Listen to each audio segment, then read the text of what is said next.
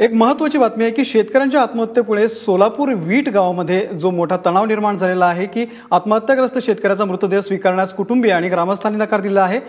पालकमंत्री जोपर्यंत येत नाही तोपर्यंत मृतदेह हाती घेणार नाही असा पवित्रा गावकऱ्यांनी घेतलाय। आता आपल्यासोबत पालकमंत्री विजय देशमुख आहेत। विजय देशमुख जी, खूप खूप स्वागत आपलं। आपण जाणार आहात का विटा गावामध्ये?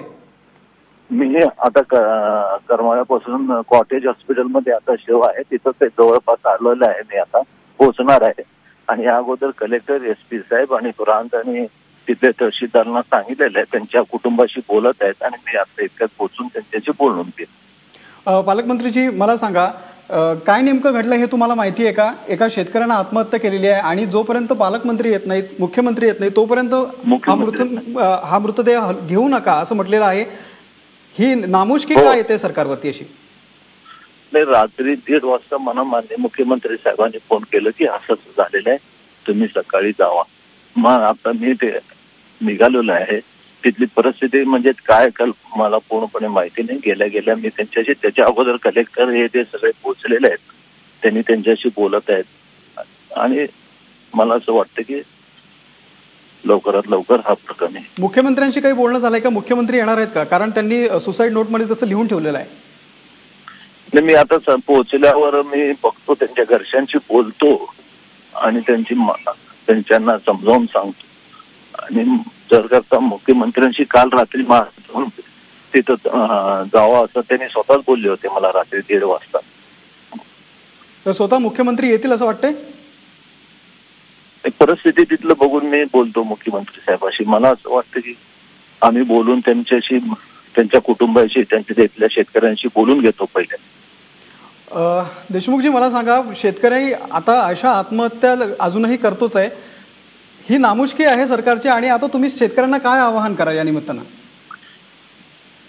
नाही, आपले माननीय मुख्यमंत्र्यांनी शेतकऱ्यांना आव्हान केलेलं आहे, शेतकऱ्यांचे काही प्रश्न असतील तर त्यांनी आंदोलन न करता स्वतः येऊन मानवी चर्चेला तयार आहे। मी चर्चा कधी कोणी चर्चा करू शकतात। आणि दुसरी गोष्ट म्हणजे त्यांनी अल्पभूधारकाचं कर्जमाफीचं जाहीर केलेलं आहे, त्याचं हमी भावाचं जाहीर केलेलं आहे आणि दुधाचा भाव 20 तारखेपर्यंत वाढवून देऊ असं ते स्वतः म्हणलेलं आहे। शेतकऱ्यांनी ह्या सगळ्यात त्यांच्या मुख्यमंत्र्यांनी जे आव्हान केलंय ते आपल्याला काही अडचणी असतील या व्यक्ती बोलू इच्छितात तर त्यांनी मुख्यमंत्री साहेबांशी बोलावं आणि आपल्या अडचणी त्यांच्या समोर ठेवावं, सरकार समोर ठेवावं। सरकार शेतकऱ्यांच्या मागे आहे। पण कर्जमुक्तीची एवढी मोठी घोषणा करूनही हे शेतकऱ्यांचे जे आत्महत्येचं सत्र आहे ते सुरू आहे, त्यांना विश्वास कसा देणार तुम्ही शेतकऱ्यांना?